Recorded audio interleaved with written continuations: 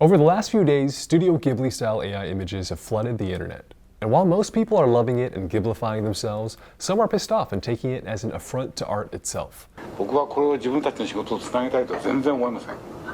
極めて何か生命に対する侮辱を感じます。In this video, we'll break down what the trend is, why it's going viral, and what it means for the AI space. It started on March 25th when Sam Altman, CEO of OpenAI, announced ChatGPT 4.0's new native image generation update.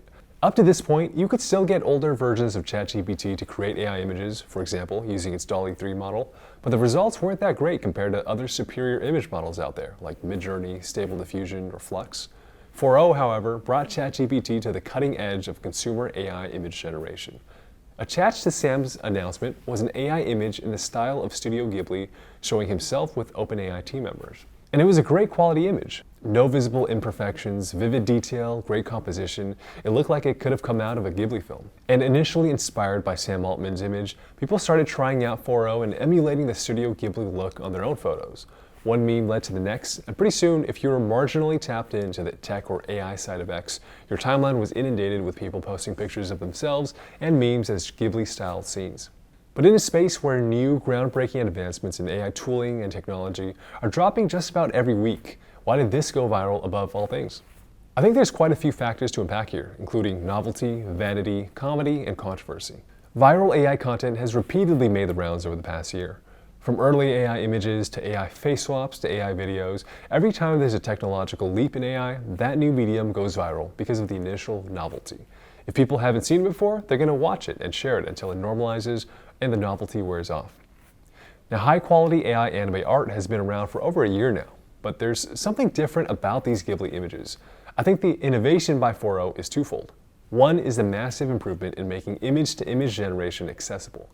See, most AI image generation apps are text-to-image based, meaning you write up a text prompt, often a comma-separated list of descriptors. For example, solo, full body, animal focus, black cat sitting on a table, broken vase on the floor, kitchen background. If the results are bad, as they often are due to most image models today having relatively weak prompt coherence, you have to tweak and rerun your prompt again and again through trial and error prompt engineering.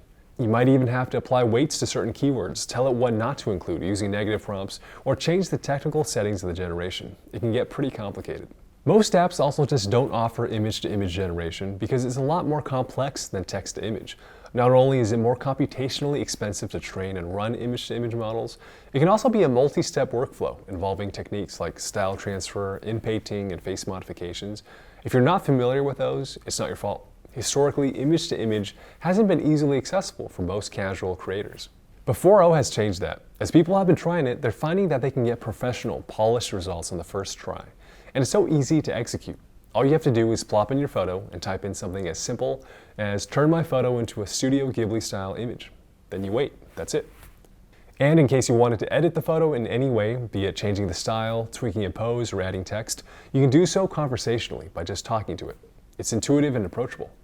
Now, besides the novelty of the technology, there's also something to be said about the fact that it's Studio Ghibli here being emulated. Because what does Studio Ghibli films represent? To many, it represents deep artistry, craft, and quality. It's the pinnacle of its genre, and there's a deeply human passion and sacrifice that's embedded with the lore of the company. People understand that Miyazaki and his team have poured tens of thousands of hours crafting and obsessing over each frame of their work, and that just deepens our respect and appreciation for it. So when you see a Ghiblified image, I think there's almost a reflexive sense of wonderment. Each image looks gorgeous. Each image turns what is otherwise mundane into a work of art. That is until the novelty kind of wears off. With many things that get shared on social media, they're often driven by vanity and comedy. You'll notice that these AI Ghibli images are almost all remixes of real images. You can create images from scratch with 4.0 just as easily, but a lot of the initial viral posts were just people turning themselves and their friends and family into AI. Similar to the previous wave of AI face swap images that had their viral moment, this trend benefits from the vanity of showing off yourself. Like the dynamics on Facebook or Instagram, we all want to share ourselves in a flattering, attention-getting manner, and these Ghibli images certainly accomplish that. As the posts started to spread though, vanity quickly turns into comedy. People started turning historical moments, celebrities, and real-life memes into Ghibli-style images. And I probably don't need to explain why the contrast of artistic, Zen-like Ghibli imagery with real-life moments that are anything but that is entertaining. If you're in the camp of thinking, hey, that's not funny at all, or if you feel like this whole trend is a travesty and affront to everything Miyazaki stands for, then you might be in the last camp of why this is viral, and that's controversy. Many people have referenced this old clip of Miyazaki in which he was repulsed by an AI-generated animation demo he was presented with. 学習させた CG を見せてくれるそうです。これ踊ってるように見えますけど、でこれは早く移動するっていうので学習させたやつなんですね。これ頭を使って移動してるんですけど、この動きがとにかく気持ち悪いんで、ゾンビゲームの動きに使えるんじゃないかっていう、こういう人工知能を使うと多分人間が想像できない気持ち悪い動きができるんじゃないか。実際には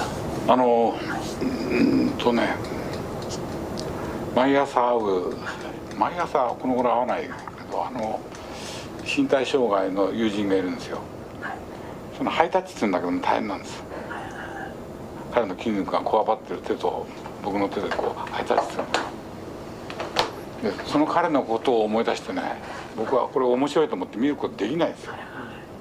これを作る人たちは痛みとかそういうものについてね、何も考えないでやってるでしょ。極めて不愉快ですよね。そんなに気持ち悪いものをやりたいなら勝手にやってればいいだけで、僕はこれを自分たちの仕事をつなげたいとは全然思いません。極めて何か生命に対する侮辱を感じます。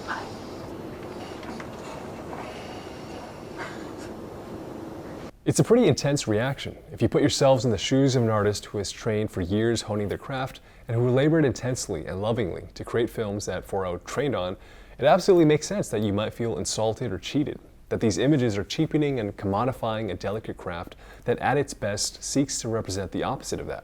In a post in the Ghibli subreddit, for example, a screenshot of Zelda Williams' comment is trending.